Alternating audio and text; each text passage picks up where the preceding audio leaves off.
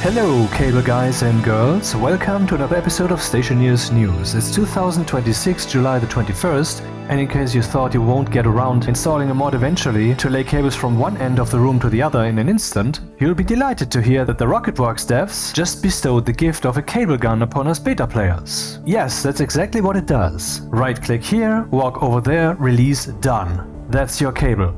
It apparently even saves some if you look here. I mean, it said, well, you only have 20 cables left, so I took one step to the left, 19, placed them, and now I still have several. What's even more weird, and let me remind you, this is beta, so things are even more subject to change than on the main channel that Steam uses by default, placing individual cables tangibly costs battery.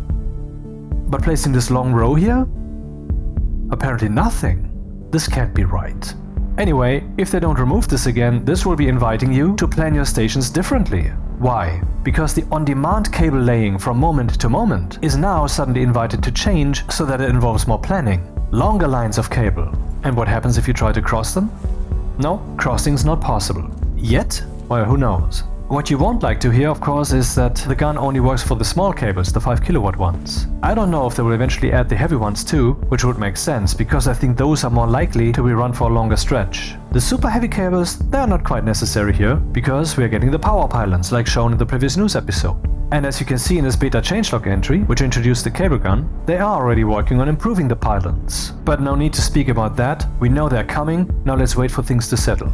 Speaking of which, see you again next time.